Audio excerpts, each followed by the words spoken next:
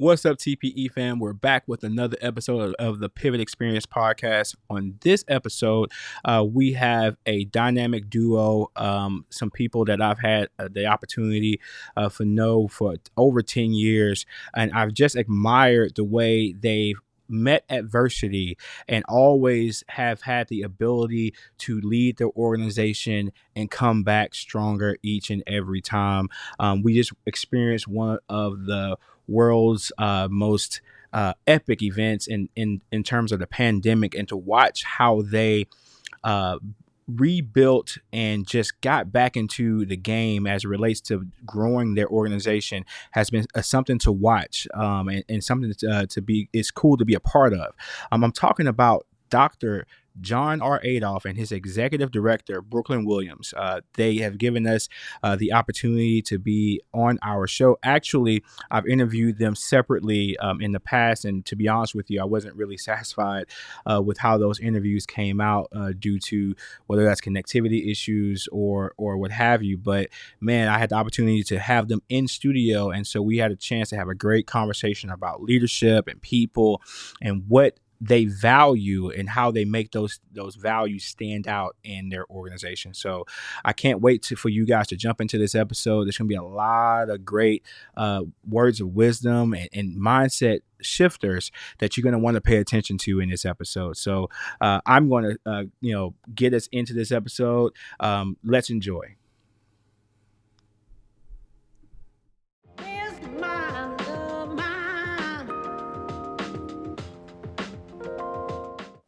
What's up and what's happening, TPE family? We're back with another episode of the Pivot Experience podcast, where our aim and goal is to help leaders pivot into their next.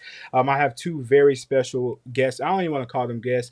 I would liken them to family. And I'll just say off the cuff, like every business venture, anything that we've ever asked of these two, they've always immediately said yes, even down to this interview.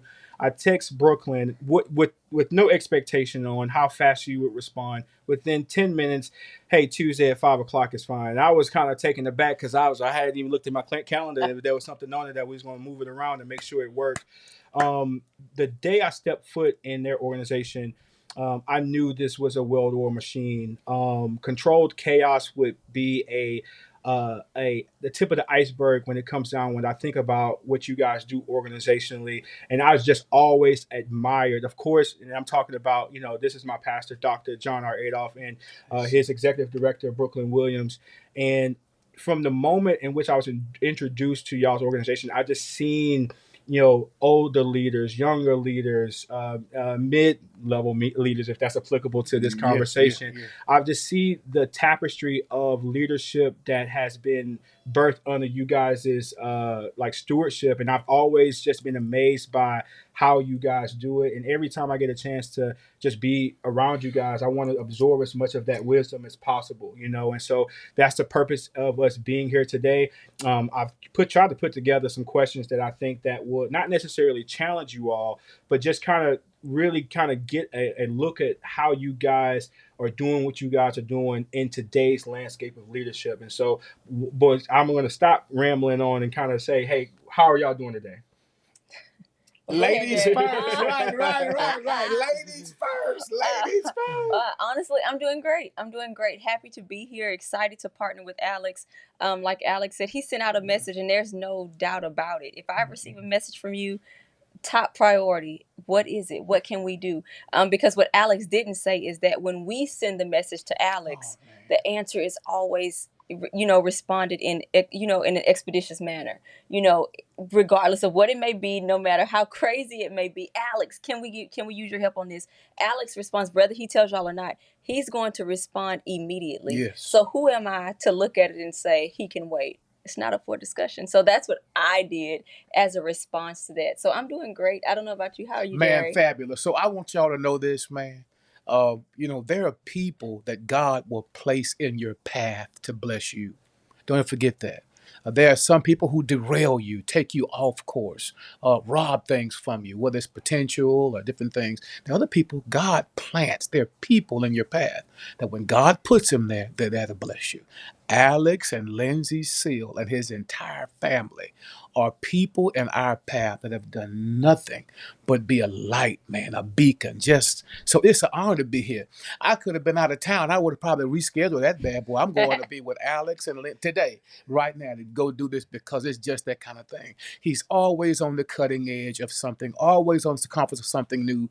And I'm just glad to be a part of it, man. Thank you for having us. I appreciate it. Of course, of course. And so, no, again, I just I can't say enough good things about your organization, and I want at Antioch, right? And I want to just poke you guys' brain a little bit in terms of like how do you do what you're doing. And I guess the first question I have for you, and this may not be a direct question to what's going on in the organization now, but more so about the landscape of the organization over the next 10 years.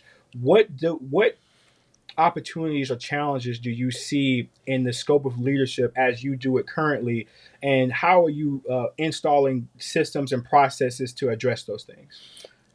So wait, I want to be transparent because that always helps. Administration has always been a weak suit for me. Hold on. Know how to set goals, tactical and strategic, and accomplish them. I've always been able to do that.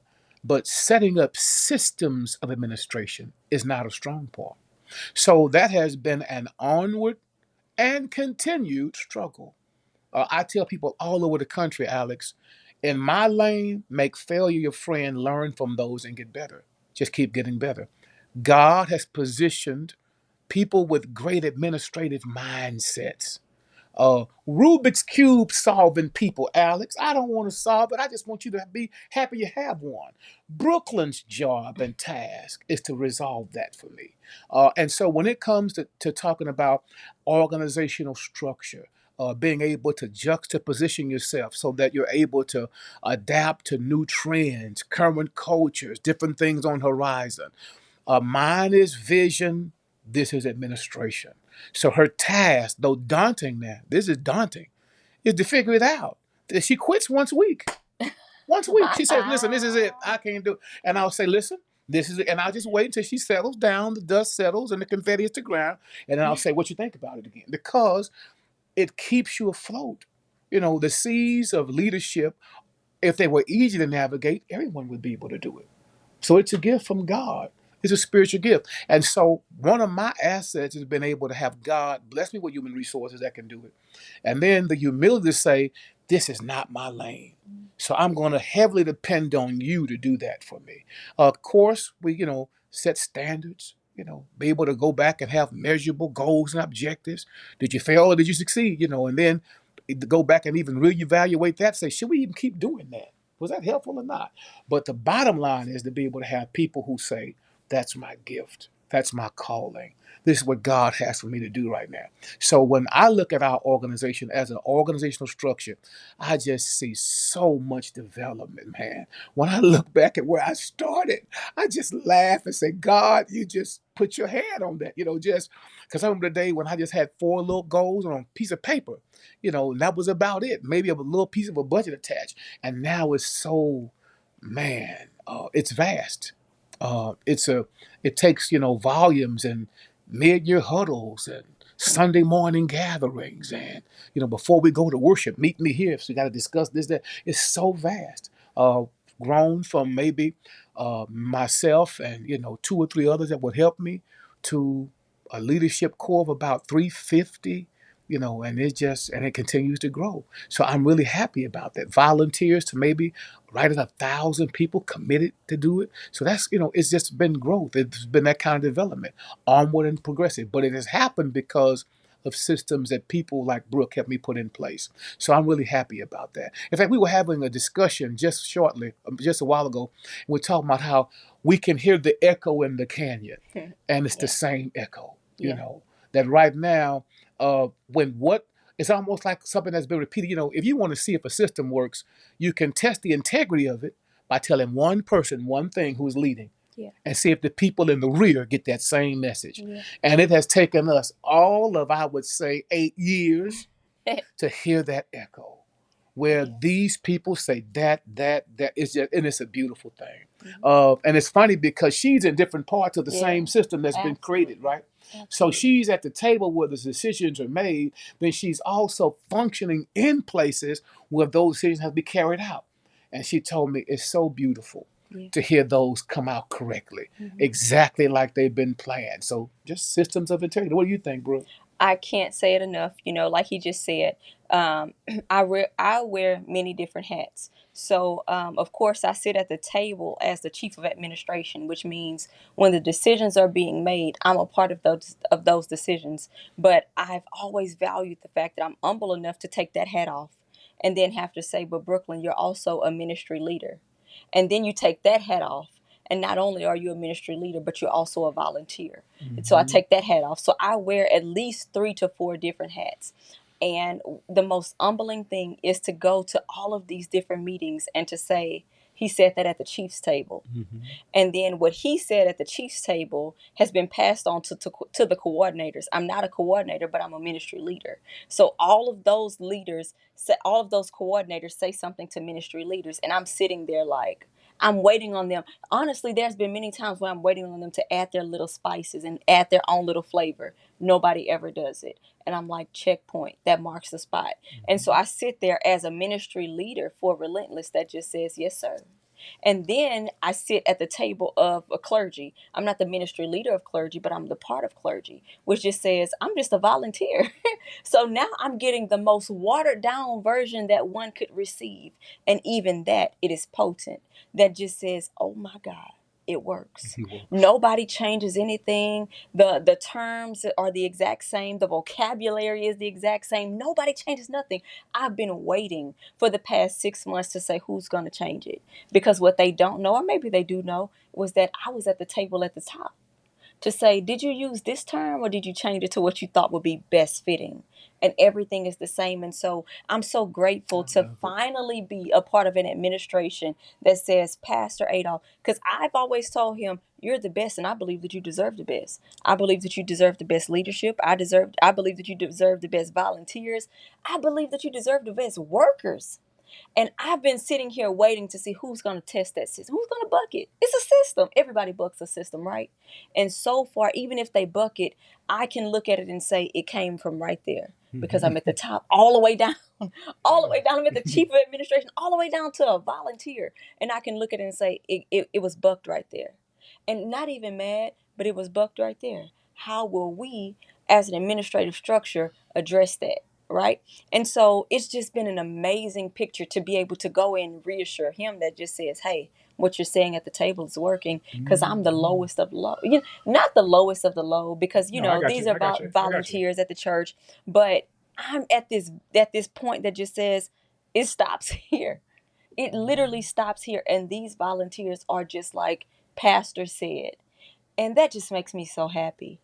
They're not saying it because I'm at the table. They're not saying it because of what they think is best or who their leaders are. They're saying it because he said it. And I just can't be more grateful that just says finally you have an administrative structure that respects the vision that God has given you and that you have given us. And all the way down, we're sitting here saying, he said turn left. And if he says turn right, shift gears and we're turning right. And so just grateful for that. That's an administrative structure. That's to me an organizational leadership piece. It came from, just messing up along the way. Oh man, We messed up mistakes. along the way. Hmm. And even now have places where we got to go back, redo, Yes, Lord. revisit, Yes, Lord. and Because the ask system has yourself. been booked. Like I love, man. Listen, It's okay. it's almost like a Chick-fil-A. I always ask myself, who taught them to say my pleasure? It just Yeah. comes out so beautiful. You know what I Who mean? said it? But there is a culture, and that's what we're really trying to get to. Mhm. Organizational constructs, man, have to develop culture. It's what we do here. And culture, man, is learned. It's gained. Mhm. Some of it's written. It's not written. But I promise you, you have one whether you know it or not. And so, what we've been working on and asking God to help us is a culture of excellence Mhm. where we look and say, I don't want that. Who is that for? That's not for God, is it? I mean, that's not for us. Just wait, just cut that off. Yeah. I would rather not have that at this point. Whereas in my infancy, anything would be good. Great. It's almost like being on life support. Is that a breath? Well, we're past that. Now I'm at a point where I'm like, is that the best that we can offer that? Whether it's a summer program or whether it's a group of people that we're getting ready to meet needs for seniors. Like, man, I had lunch the other day with our seniors ministry, Alex. My God, I was so blown away. It was just on the schedule. Man, they have, when I tell you, impeccable. I would join it. But they tried to recruit when they said, listen, Pastor Adolph, you're supposed to be 55 years old to join, and you need an ARP card. I said, I'll be that 70, I'll catch you on lap 70. But they were phenomenal. And I had never been. It was my first time. I never engaged them. Of course, during our morning when we welcome people, I always honor the elders of the house. All of those who are 70 older, raise your hand or stand if you feel like it, and we clap for them. At the same time, I've never been to frequent any of their meetings. It was a first in my 28 years. And when I walked in to see their construct, made me come out and say, look at that. So it's a system, it's a culture, it's what you have to put together to really put creases in. And we're still developing it and still working on it. So we're far from, if I had to grade my own system, I would give us a C plus, Alex. Absolutely. Right now, a C plus. Hold on, I'm just at the juncture where I can say, I'm expecting this and actually get it. And then like right now on Sundays, Alex, we have a huddle in the morning at 7 a.m. That huddle is designed for the purpose of communicating what we plan to go out and effectuate, right? Then at 8 and 10, we see how the play goes. And then at about 12:30, Alex, I have another meeting that could last 5 hours. Depends. No, that will last. Let me interject. He's being kind because he's here. It will last 4 hours. We're going to sit down. And he's kind enough to give us breakfast, but we're hungry after it. Make note, we're hungry when the meeting concludes. Alex, we have breakfast, that is brunch, but we really need dinner by the time we leave. We need dinner. But here's what we're going to do. We're going to hear committee reports. I want to know those. I want to know what happened there. This was the play we designed to do. How close did we get to that? What went wrong? Some days, man, the reports are shallow because God just blessed. It went well. Everybody fulfilled their assignment. Other days, you were like, what the heck? Who authorized that? And then we go back and we fix that. Whereas before, that wasn't the case. So when you start talking about structure, organizational structure that really works for us, man, that has been a work in progress. I'm glad to say that we're at a C plus, and I'm not going to stop till I get an A plus. Never forget, a little boy asked me one day, we give out dollars and for kids who make A's on Pastor Scholar Sunday. And Alex, I remember the time it was like $20. It's now $2,000. Wait, so Alex, wait, I told Lady Dory, I said, Dory, this gets got. Yes. Yes. Imagine going to the bank asking for that. Wait, Alex, I gotta make you laugh. So y'all, I go to the bank and take the money out of a personal account. Okay, so wait, but you have to get it in the denomination. The children win it. So they'll say, we need 961 ones. You'll need $485 and 5 or 10. And so now I walk out the bank, man, with this money. I say, please, don't just somebody else come do this. Yeah, because their question is, why do you need this many ones? Right. Yeah. Everything. But nevertheless, a child asked me, he said, Pastor Adolph, said, you give $1 for A's? I said, yes. She said, what's better than an A? She said, because that's what I want. And that's my heart for us administratively, to have that kind of attitude that says, that's great, but I want even better than that. And that's what we're trying to get to.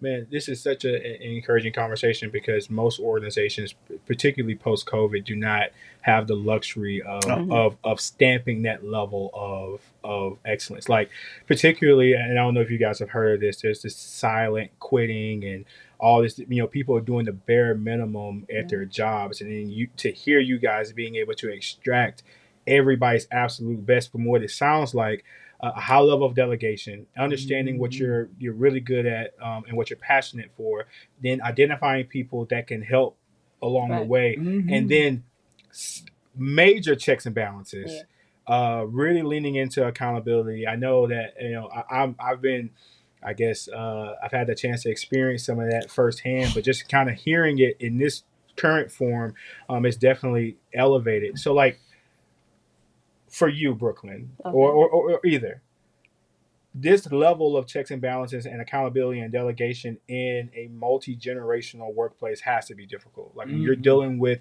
so many different people with at different age levels, with different levels of understanding, different backgrounds, like how do y'all manage? Like I've seen some of the videos of you kind of show a glimpse of the 7 o'clock huddle before it starts, right? Like how do you get to where when pastor says turn left, every age demographic takes it and they adhere to it, adhere to it happening? Like Right. what does that look like for you all? Okay, so like you just said, it can be a little bit different. One part of our vision statement, which is what we talk about a lot and we pride ourselves on, is meeting the needs of the total person.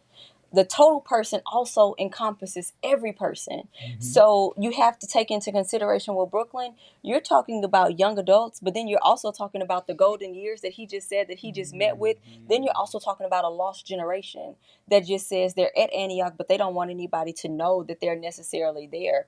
And so what we're looking at is saying who's speaking up, who's choosing to be silent, and how can we meet those needs. And it is a little bit different, Alex, to be completely honest. We're learning as we go. The Chiefs team is saying, where are the young adults? Alex, you were a part of me with the young adults. We're talking about God's chosen. Yeah. Then we're talking about the relentless LU crew. Well, the relentless LU crew, that's college students, but what happens to that young adult piece?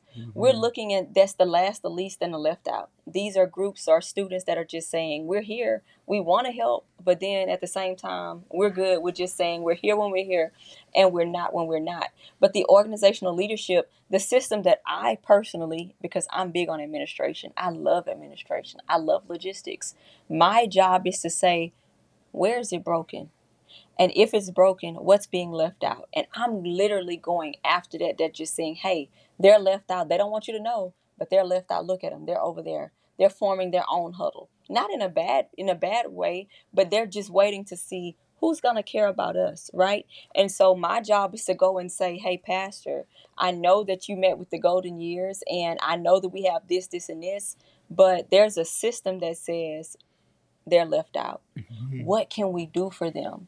We oftentimes talk about the lights in the church. Lord have mercy. That's a hot Are the lights dim?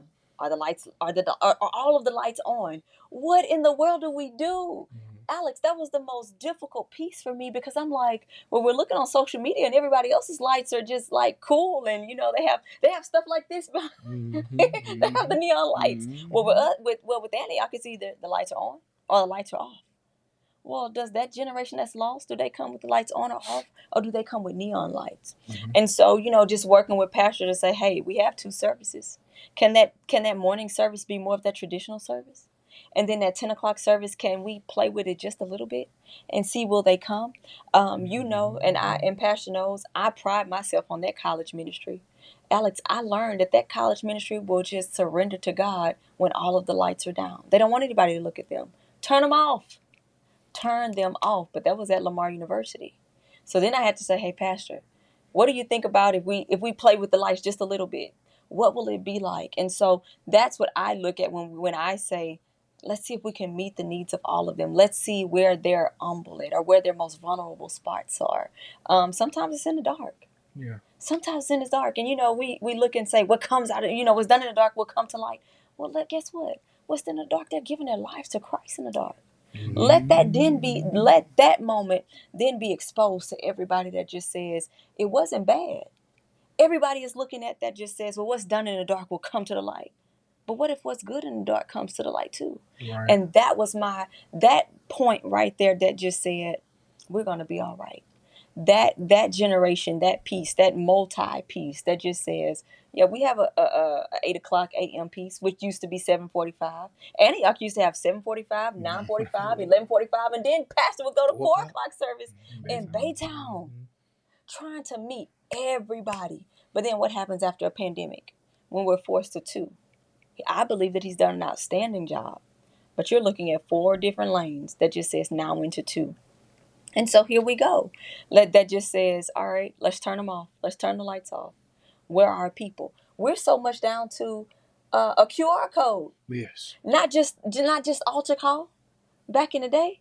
you're looking at everybody. Go to altar call, sit in the chair and tell everybody what you want to do.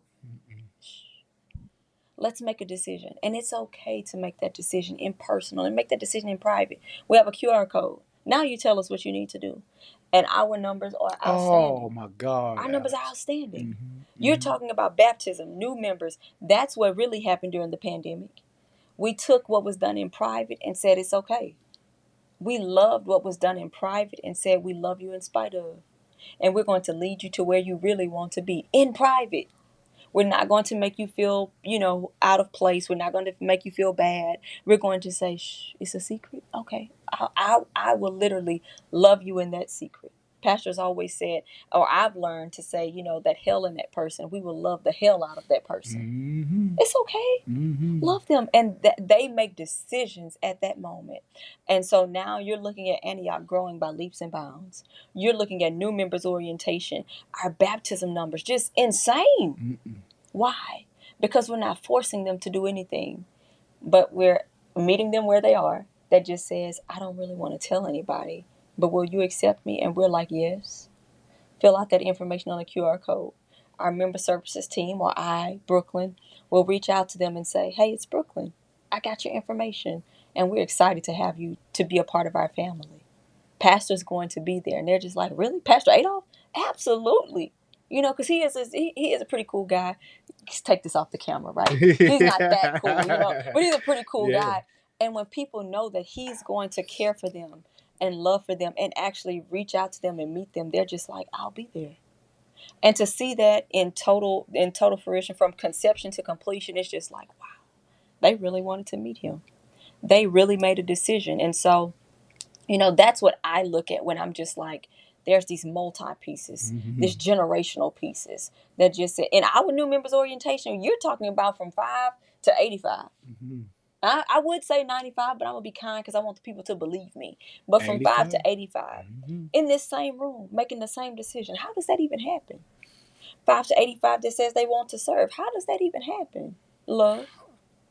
Pure love, right? That just says, come on. Come on, 5 years old. Come on, 85.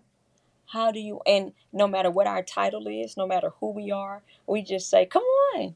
I don't care if I'm Brooklyn. What does that even mean? Who are you? I say that all the time. Who are you? Love them. Pastor, you already know he's going to love on everybody. Right. Sometimes I have to say, hey, we're about to start the next service. Stop hugging on people. He's just like, did you meet them? Yeah, I did. But you need to stop hugging on people because we got to go to the next service, So I think that love conquers all. Just being genuine conquers all. And that's really what's gotten us to the place that just says, after this pandemic, forget everything else. You literally have to put all those rules to the side and just says, what works? This is what works. And what works, we have to conform to that. Not what we were already doing and make it conform to us. Please. You're going to be by yourself. That's what makes a church close. That's what makes organizations nobody close. On that roll. Just no one will make you stop using your 8-track if you want to keep using it. Keep playing but it. There is a whole nother system of music, just it's online. You can just hear anything whenever you want. You can keep using cassettes. No one's angry. Go ahead, use them. But Doc, the paradigm changed. And that's what we're faced with. One of the things that I think, and Brooklyn, that was great. I couldn't say anything else about it, really. That's exactly it. For us, in terms of organization, post-COVID, I would tell you that one of the most interesting things to try to weave together is different socio-cultural constructs in one group. You got one group who says, you know what, can you turn that volume up? And another one says, it is killing my hearing aid. Yeah. You have one group who says, do you have to, sing? Lights off. Right, just, hey, Doc, we have heard it and seen it. And here's what's been happening. There's several elements, and Brooke touched on all of them to me. One, we got to find out where their needs are and then meet those. Whether it takes compromise or contrast, whatever it's going to take, find a way to meet that. Because people will go where their needs are met, period. So we find ways and means. The older people need a hymn. We're going to sing that joke right now. Sure. And then the younger people need fast and loud. And turn that up. Yes, we're going to find a way to make this be an interwoven synergy here with every group that says, this is for me. The other part is, Alex, is having a system of values. So here's what's happened. And I can even hear that she was speaking. We have three core values, Alex. Three core values. These are what a church are supposed to do. I don't care whether it's Methodist, AME, CM, I don't care. Lutheran, it could be anything. If it's a church and it's akin to Jesus Christ, it has three core values. The Great Commission, it ought to be reaching the lost and teaching them, making disciples. The Great Commandment, love, pure and simple. That's whether you like how they look or like how they're dressed or not. Love is the capital piece. Another piece is being fishermen, what we're going to have to, what we call the great calling. And one of the things we've learned is you fish on the fish's terms, not yours. You can go in the middle of the day, but if they bid in the morning, you're going to get a nice suntan, but you're not catching any fish. So for us, it's been that. And it's been a bend. Because I get people all the time, Pastor Adolph, we just didn't do it like this. And I say, yeah, I know. It's okay. It's going to be all right. Just 17 joined last week. You're right. And we have another 22 to baptize. Amen. So, right now the fishing is great. So we're going to keep fishing with the QR code for right now. Because people make decisions where they're private. Hold on, it doesn't mean that you can't make them publicly. But right now we have literally, and COVID helped us with that, Alex. COVID pressed us to that. If you would have told me you could join church with a QR code and I scan, I would say you're losing your mind. Man, I'm raised in church. I'm a fifth generation pastor. So, you're supposed to walk down the aisle and sit in a seat or something. If you would have told me you're going to go online and worship, are you kidding? Alex, we have watched online people, man, drive 17 hours to Antioch to get baptized. They're coming from Philly. Wait, this month. we have a group that's going to come from Philly. Alex, to watch people, like let's say we may have 20 people to baptize, and they'll give me the list to Darcy, and they'll say, Pastor Adolph, we have some special guests. I'm like, okay, cool. What is it? These people are from New Orleans. How many churches did you pass up to get to us, to get baptized? Why would you do that? It's because there's a connectedness. There is a core value they can understand. There is something that pulls them to us. And so I think it's just us being intentional with God's leadership to meet that particular need. We have some we're missing, and we're working on them, Doc. I just think you should know. Like the group that y'all grew out of is not at our church. Well, that's not true. They're there, but we don't have anything for them. Man, I have a young man who is so dynamic, Doc. I literally did his baby blessing. His name is Landon Richard. Landon told me one day, he's Brooklyn's counterpart. So you can't see Antioch without knowing Landon. In fact, people know him so much that Brooklyn normally travels with me. But they'll say, did you bring Landon? Yeah. No. Because we won't help him. I don't mind saying no. Where's Landon, Pastor Adolph? So wait, they do ATV, right? Landon told me, he said, Pastor Adolph, can I be honest with you? I said, yes. He said, I may not belong in this church if I wasn't doing ATV. Because there's nothing here for me.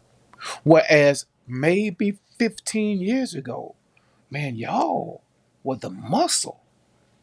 I look back at that Cornelia Hall, man, it was packed to capacity. It grows. And if you don't put a system in place that can continue that, it erodes and it falls apart. Well, right now we're rebuilding it, but differently this time. Right now we have a relentless group. Man, they are at least 500 strong, Alex. But we fish like in a fish tank on the campus. We're there for everything. Alex, I have been to everything. What you call it on Wednesday night? What do you call that? For relentless? Yeah, what do you call it when it Hump day. Listen, y'all, I've been to hump day. I walk in, they be like, oh my God, they go Pastor Adolph. The cues are cussing, the alphas are stepping, it's a whole Doc, it's a, But I'm there, Alex, because I want them to see me. I want them to touch me. And the more you touch them, the more you care about them. The more you answer a few text messages, the more she gets on and says, hi guys, I missed you this week, the more they just keep coming because you are meeting them where they are. So we're trying to build a structure right now where young adults, man, 18 to about 24, we become great at that group. Where we just, at church, we continue to struggle and we are working on it in fact, my daughter, I just texted her before we got on the broadcast, and I needed a favor, do me a favor. I said, where you finna go? To a meeting, Dad. I'm going to meet with young adults. She 22, after she finna be 22. Well, she trying to get to law school out. She's doing a whole other thing. And she wants a church that says, we care about y'all.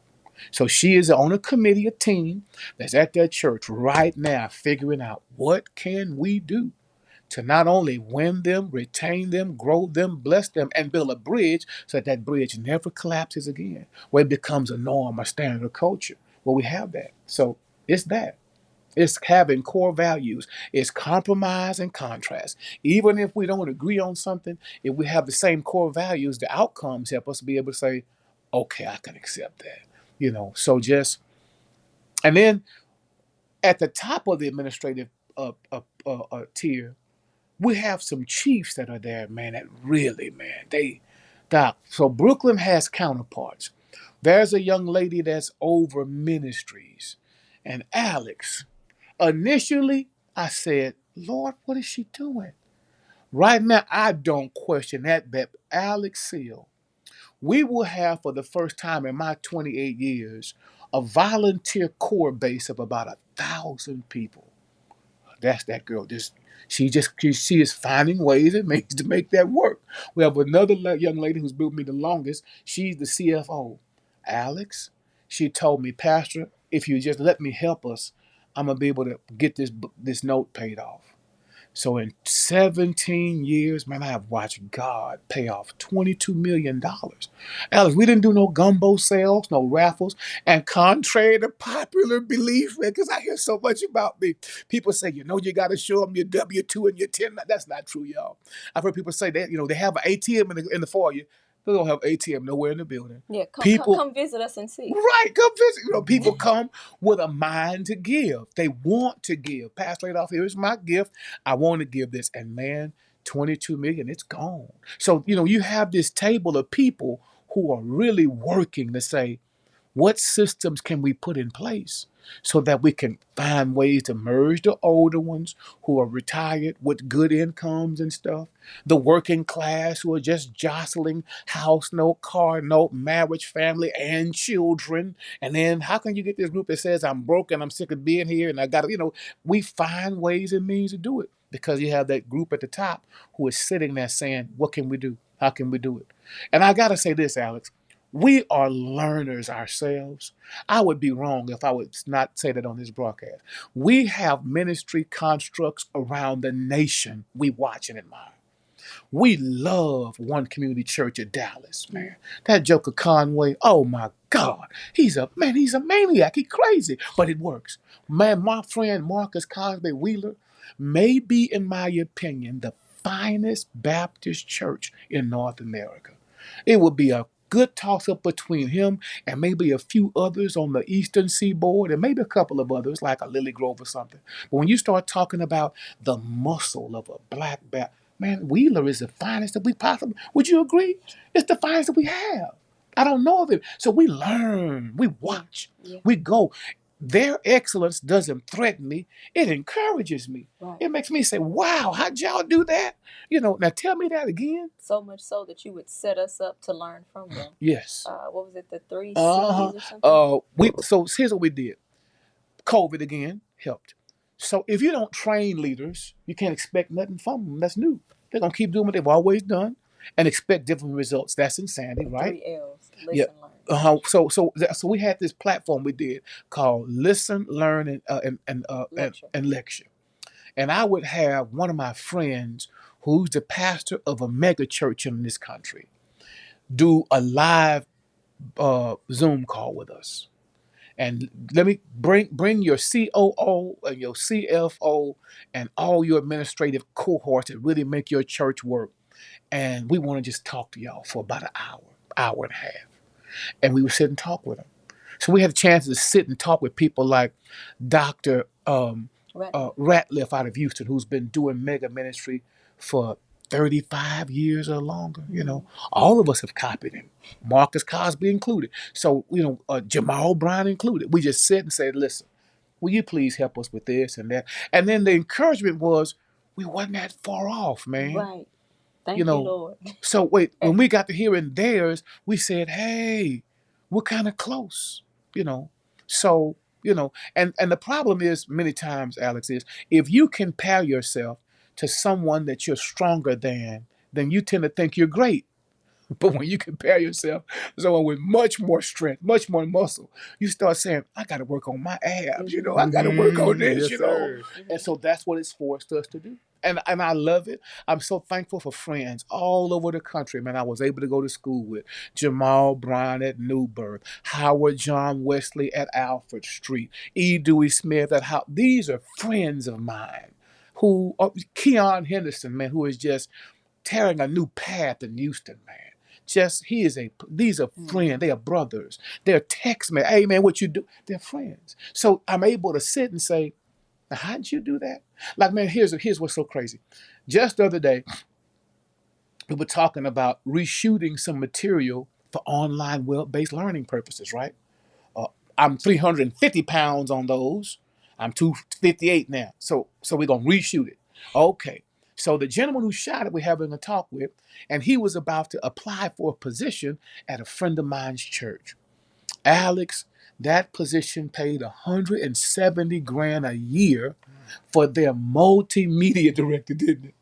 Wait, sir, we look at each other like this. What You you know, know? right.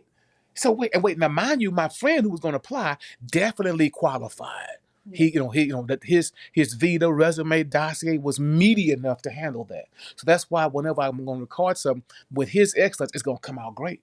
But he was looking for a job, and I was able to send that pastor a note and say, "Hey, man, I got a buddy of mine. You don't want to miss him." But just to show you, that's we don't have it. None of us make that kind of money, right? So just sir. Not for one job. We might have 5 different jobs. Yeah, that's right. That's right. Right. That's You right. gotta have multiple. Yes, But sir. so I guess that my point of it is when it regards merging, synergizing, harmoniously putting things together, we work hard at it. It's intentional. We have core values. We support each other, whether we have to share our differences and celebrate our uniquenesses, whatever the case may be. And then I'm a student, Alex. I'm a learner. I'm a learn from my friends, man. Whether they have big churches or, it's churches where, they just have 5 on the pew. We learn. We do. We do. So we're students of it. We really are. Well, I don't have a whole lot to say after that. Like y'all addressed every question that I've had, like above and beyond. Like again, at the top of this, I spoke into just how much I admire the way y'all think, the way y'all approach things, and I think you guys just I don't know if we can get any college credit hours for this lecture, the people who listen to it, but it's there's no better way to run an organization but other than the way you guys are doing it. You express a large level of humility in terms of just saying like, hey, we know we're not the best, and then even if you are the best, with the mindset and mentality that we always can get better, we always can learn, we always can just go a little bit further. I just love it. Like I watch you when we're in the same age demographic, and I think about this, like the challenges you may face in the age that you are with. I mean, we go to church together, so I know what's happening. So it's like to watch you be able to navigate those rooms the way that you navigate them. Of course, I know you have the support of Pastor Adolph, Dr. Adolph, but it's just amazing to watch the work that you guys are getting done and the way you're just describing like the constant pursuit of excellence. I think a lot of organizations I'm encouraged by it, honestly. Y'all know what I do. I work at Chick-fil-A, and that's one of the things that we always hang our hat on. But here lately, I think I felt like that's waning a little bit. But I'm really encouraged by the level of conversation that you guys are giving today. I literally, I'm almost forgot we was recording. I'm just kind of sitting here absorbing, everything that you guys are saying because I think it's amazing to see the level of winning that you guys have, and y'all not done. It doesn't sound like y'all are done. That's one of the questions I was going to ask you. Just how do you do it? But I see, like, I can hear how it's done. I don't even need to ask the question, like, because I can imagine that your life on a day-to-day basis dealing with, I mean, older and younger leaders could be taxing, but you're doing it because the support system is clear. The chain of command is clear, and so I will just ask this last question. And I think you guys have already addressed it, but I will ask anyway. What are some of the biggest y'all's biggest organizational opportunities right now? Like, I know y'all mentioned a demographic of people that y'all want to reach, but like, what other things that you or that are big on the horizon for you all? I know you're involved in some things that aren't necessarily a part of the church, but outside of the church. Like, what's the next big opportunity for you all? I'm going to tell you, in my mind, the opportunity for us always begins with the look of an obstacle first. You know, it looks like a problem until you begin to realize it's the blessing and the benefit. So, one of the things that I just can't wait to do is have this piece we're going to do, Alex, that will almost rival a church who's having an AA meeting, man. Yeah. Where everyone has a struggle. What, people say things like, that's why I don't go to church. The pastor isn't right. The deacons aren't right. The choir ain't right. They're all hypocrites. What if you discovered that it's a human dilemma? That none of us have this thing all together.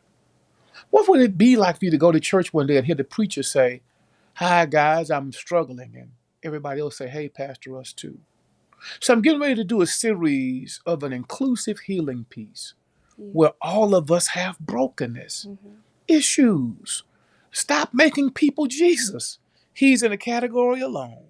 I don't care what Paul, Mark, President. And so I'm working toward that because I see that as an opportunity. So when people look at the church and see hypocrisy, I want to paint a picture of dependency and say, this is why you fit. So wait, yours is not drugs. Got it. It's just overeating like mine. Put that bag of Cheetos down. You see, just wait. Yours is not just this, is that. But everybody brings to the cross of our Christ this inward and sometimes outward brokenness. It says, God, here I am.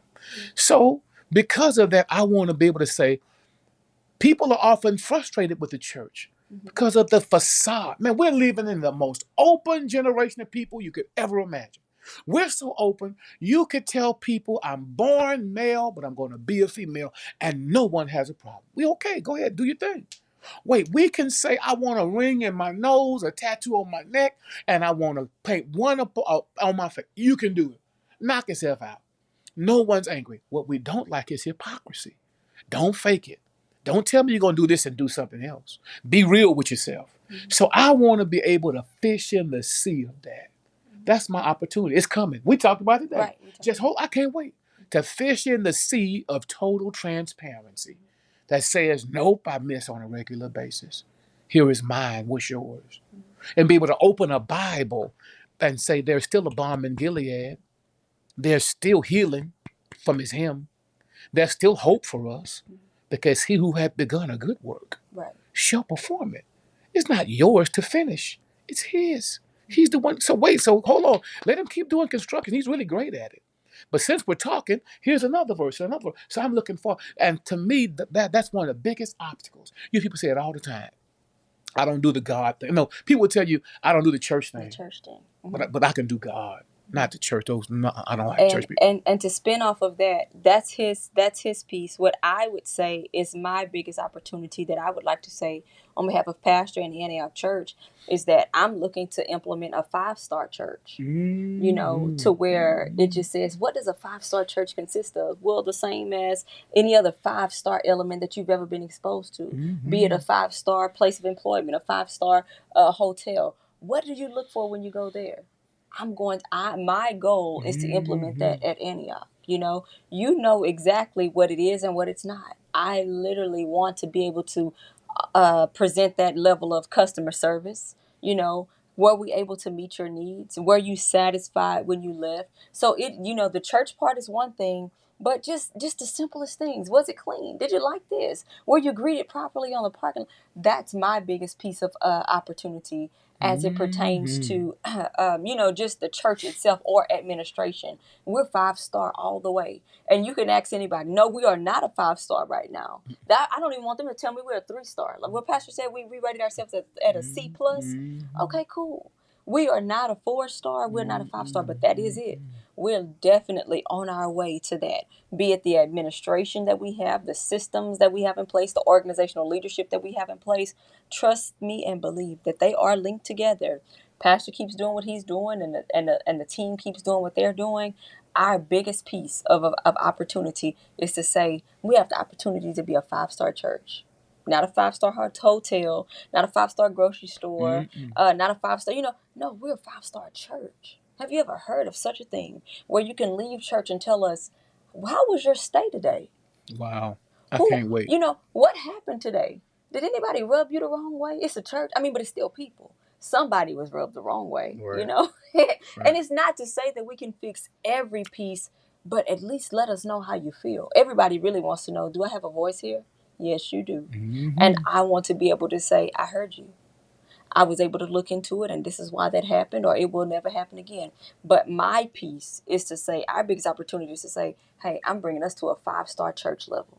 Give us 5 stars. That's why people will travel from near and far to come and see. And I'm not saying that they don't do it to other churches. In all honesty, that's not my concern. What they do for Antioch, what they're doing, they're coming to Antioch. And when they come, Pastor will literally say, hey, can somebody go to HEB and get them some Zumo sausages? Because that's what happens when you come to Beaumont, Texas. When you come to Beaumont, Texas, can you make sure that they have this? Can you make sure that they have this? Because they've come from so far. Why would you come all the way here and not be exposed to what's here? That's a 5-star church. So I want to make sure on my behalf that we can do this. All of the other leaders, they do what they do on theirs. The chief of ministries, you do what you do on yours. Chief of finance, you do what you do on yours. Pastor, he's going to knock his out. Well, what am I going to do? We're coming in with a 5-star church. And I want to make sure that, they flew. They got on a plane. Who would you ever think? And I laugh at it all the time. I'm like, who in their right mind? We'll get on a plane to come see it. What is it? Right. Like, honestly, they must really believe that he's cool. I mean, at this point, at this point, I have to go ahead and say, I guess he is that cool, because they're going out of their way. Wow. But when they go out of their way, when they actually get here, was it really what they thought? I want to make sure that it is. Wow. I really want to make sure that it is, because it is. It's not some, just something that we've built. Well, I don't have to build this for anybody on the outside. I'm building this for us.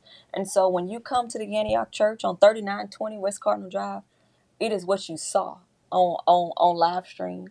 And then when you get there, even if it's not the exact same thing, you can see where we were going. You can see where we were going. We were trying, So that's the biggest piece of opportunity that I say on my behalf. Pastor's going to do his thing always. But there's a team that works with him that just says, well, what are y'all doing? That's what I'm doing in this seat of administration. That just says the 5-star church is coming, and we'll see. We'll see if we can make it work. And I guess just to close this, I think everything that we talked about reminds me of a quote that I was exposed to from Truett Cathy. Truett Cathy is the founder of Chick-fil-A. And legend has it is that one of the things that he used to say is I expect perfection, but I'll tolerate excellence. Wow, that's rich. You might want to borrow that. You might want to. Well, I think to me it just speaks to the brand that you guys currently have and or building on top of. It's like the constant pursuit of excellence, and that you'll never be perfect, but that's where we're aiming toward. I'll tolerate excellence. But doesn't that set a standard, though, man? It shifts the mindset for sure. In terms of how you look at what you're doing and how you're thinking about going about, when you put your hand to the plow, how excellently are you doing that work? And so, I'm always reminded of Colossians 3:23. That's one of my like, I hold on to that. Me too. So everything that I attempt to do, even though I know I might fail at it, but I try to do it as if I'm doing it to the Lord and not for man. Yes, sir. And so. No, I can't thank y'all enough. Man, it's been our joy, man. And I'm encouraged by everything that I've heard. Again, I got into the audience mode a little bit, just listening to just the mindset around what you guys are doing. Even if you're operating at 60% of what you said, that's a feat. Yes, sir. And so, no, thank y'all so much for y'all's time. TPE family, I forgot y'all were there. Sorry. But no, I appreciate everything that you're bringing to our audience and platform. And I just hope to be able to continue to repay the favor, man, in a way that lives up to the standard. I'm almost afraid to be to participate at y'all's levels, a level of excellence that y'all operating at currently. But Going in the water's fine. You're already doing it. Yes, sir, Doc. He's already doing it. He's already doing it. That's why we answer so expeditiously. That's exactly right. You don't just answer quickly to anybody.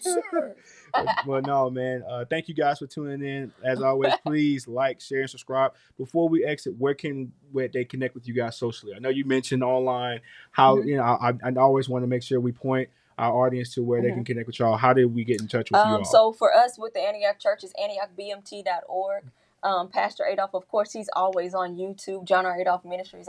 Maybe you should say that. But you John doing R. good. Adolph Ministries on YouTube. He's there every Wednesday, every Sunday, and every Thursday. Don't worry about me. I'm just here to make sure that everything goes afloat. But so that that's exactly how that goes. If you're looking for me, just go ahead and follow one of those, and at some point. In some way, shape, or form, it'll be right there. Well, no, thank you guys so much. Thank y'all so much. And until next time, TPE family, peace. Man, thank you. Tap into the Pivot Experience, where we help young, hungry entrepreneurs move on to the next step.